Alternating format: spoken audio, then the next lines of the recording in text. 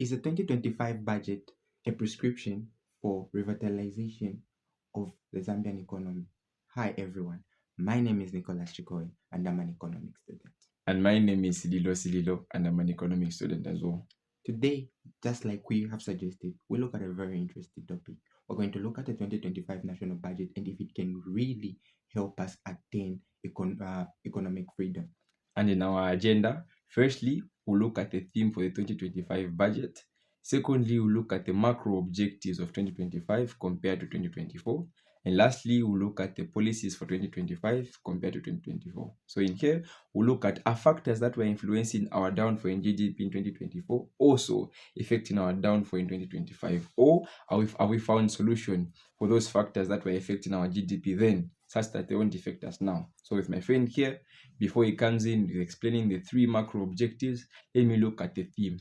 So our theme for 2025 budget is building resilience for inclusive growth and improved livelihood. And it opens with very interesting macroeconomic objectives.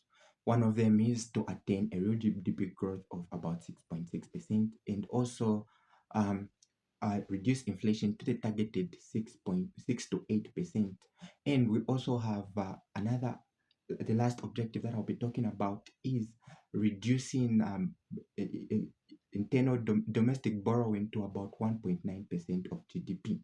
So, for starters, one might be asking, what is inflation? Inflation, this is the rate at which the rapid rise of prices in the economy. For example, prices used to be at 20 kwacha. For example, a price of boom used to be at 20 kwacha. Price of bread used to be at 5 kwacha. All those prices have risen at that time. So when economists and other people sit down to calculate, they come up with the rate at which these prices are rising, and they call it the inflation rate. So government seeks to put in place, has installed policies that are going to address the inflation from reaching the point, from raising faster than they are raising. Right now, the prices are raising at the rate of 16.5% from 13% earlier this year.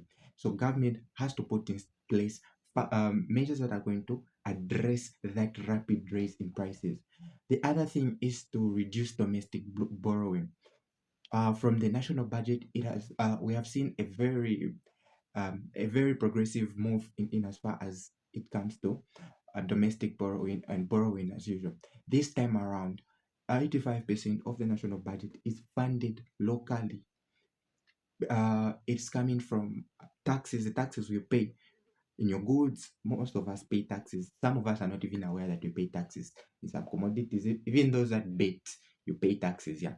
So you are there taxes that you're paying in all those things. So government will look at all that. Will look at all those. There's also the funding from like AU is now funding us, and so domestic borrowing initially, both foreign borrowing and domestic borrowing has to reduce, and that's what the 2025 national budget has suggested. In attaining a real GDP growth, we look at production as a country. How much are we producing?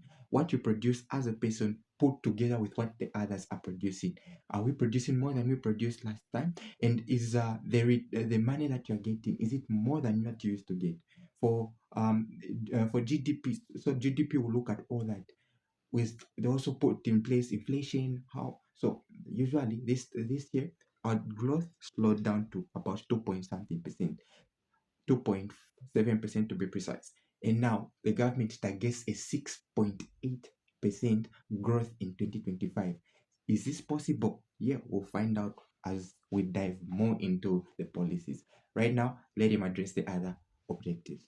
All right, so following up from my colleague, the other objective actually is to maintain an international reserve of imports of above 3 months. Now, one might ask, what's the meaning of this? Because there are some words that need dictionary here. So, all right, so international reserves are actually foreign currency that are used to purchase imports that are coming in the country. So let me give you an example. Say government wants to purchase something out of our country, maybe the truck that was just from being imported. So that money is from our international reserve coffer. So by increasing it to 3 months, it simply means that if the government from now to February should have enough money to purchase imports that's supposed to come in a country. There's no need of borrowing. Hence, that money or foreign currency will be just seated in a coffer waiting for something to be purchased by government. So government is planning to maintain that money for like 3 months in advance. That money can be used to purchase goods that are coming from other countries to our country for 3 months in advance without borrowing.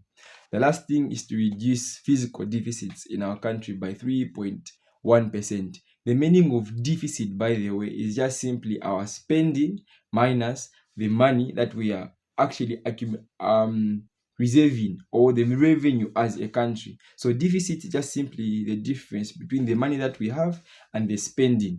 The moment we spend more than we have, it simply means that we are borrowing somewhere. Hence, that's our deficit. So the goal of the government actually is to make sure that